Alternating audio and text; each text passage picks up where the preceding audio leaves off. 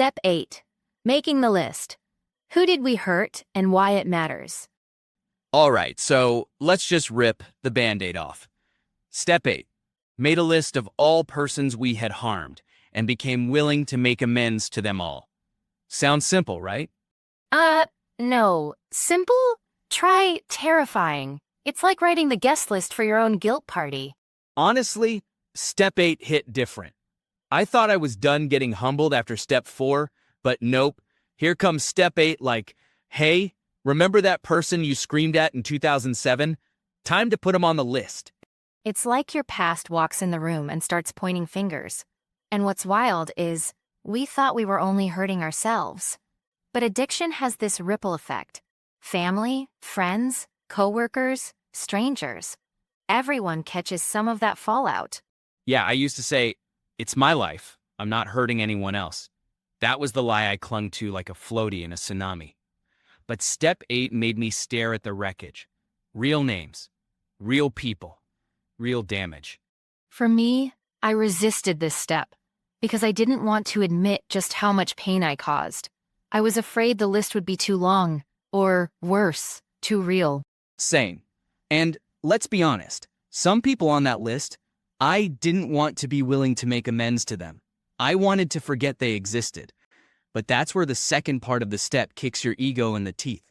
Became willing to make amends to them all. Yeah, not some, not the ones who might forgive me, not only the ones who were nice about it. All. And that willing part, that's what we're really doing here. Step 8 is about the prep work. We're not knocking on doors yet. We're not sending apology texts. We're just facing the facts and asking ourselves, can I be willing? And you know what helped me? My sponsor told me, you're not the judge and jury anymore. You're just the list maker. That gave me permission to stop analyzing and just start writing. Right, just write the damn list. No edits, no justifications, just who did I hurt? It's not a manifesto, it's a mirror. And the list surprised me. I had names on there I hadn't thought about in years. Teachers I manipulated, exes I ghosted, friends I borrowed money from and never paid back. Yep. I even had a gas station clerk on mine. I stole a pack of gum when I was high, and I remember the look he gave me, like he knew. I didn't think that mattered, but it stuck with me. So I put him on the list. That's the thing. This isn't about how big the harm was. It's about taking accountability, no matter how small it feels, because that's what heals us. Okay, but real talk. What about the people who harmed us back? Like, yeah, I messed up, but some of those relationships were mutual destruction. Oof. That's where Step 8 challenges the ego again. We're not there to measure who was worse. It's about our part. If they're on our harm list, that's our side of the street to clean up. And if we're not ready to make amends yet?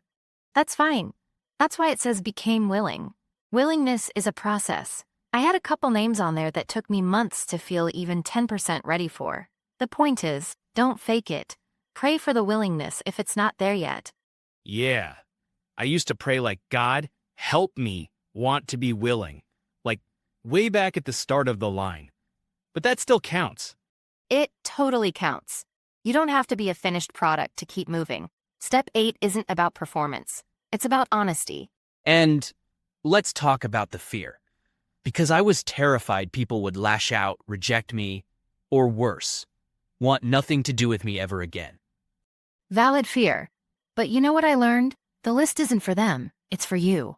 You're doing spiritual surgery here. You're pulling the shame out by naming it. Even if some people never forgive you, you're still lighter for having faced it. That's the gift of this step. Not just making peace with others, but making peace with yourself. I walked around with so much shame, I didn't even know it.